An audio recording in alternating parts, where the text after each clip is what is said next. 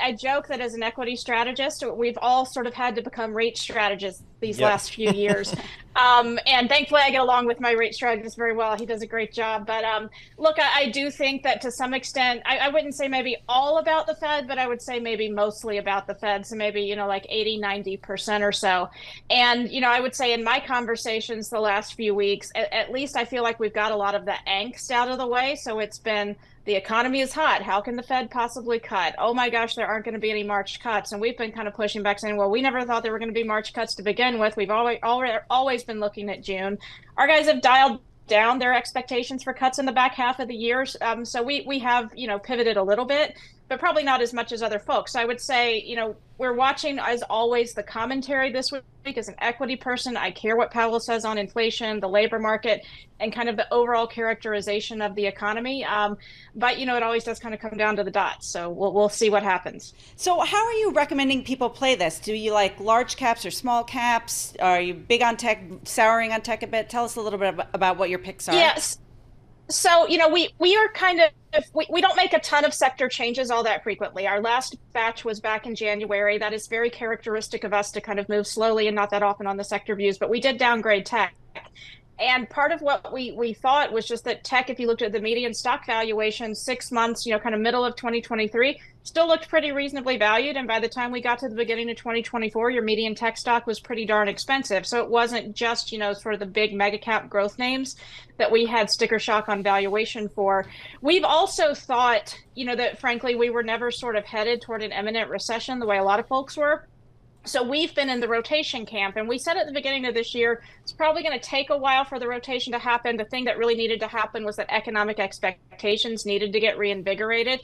That's the why of this whole, Fed kerfuffle right now, right? If the Fed holds off on cutting or minimizes the cuts, it's because the economy is great. It's kind of twisted a lot of people's heads into a pretzel, but we've really been trying to position our sector views for that move kind of into cyclicality down the road.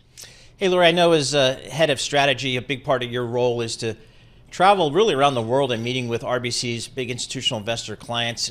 As you've been doing that this year, what's the sentiment been out there, and how has it changed maybe? It's a great question. Our sentiment indicators tell you there's a lot of froth out there, specifically if you look at CFTC, where we've been around, early 2020 pre-COVID highs, early 2018 highs.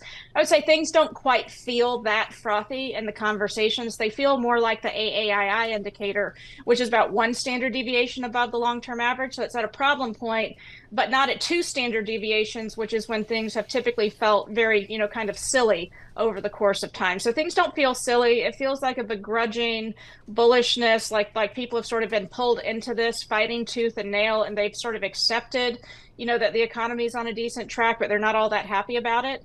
And they're frustrated by the dominance of the big names, but they're, sort of confused about when that leadership is actually going to shift. So I would say it's kind of frustrated bulls out there would be my characterization. Why do you guys like the financials here, given we may see the Fed start to cut rates this year? So look, I think if the Fed cuts a little bit, the economic backdrop stays, decently strong, and inflation is somewhat contained, still heading in the right direction. That feels kind of like the sweet spot for the banks to me. I think if we, and we really do view the financials as the plumbing of the economy, it's kind of become a boring sector. That wasn't, the case back in the, kind of 2000s, pre-2010. Back in, prior life cycles, but it is kind of a boring sector at this point in time. And if you think the economy is on the mend, it tends to do very well when consumer confidence is recovering. And that does seem to be the case since 2022. We're in this slow, kind of staggered, halting uptrend. But also it's just cheap.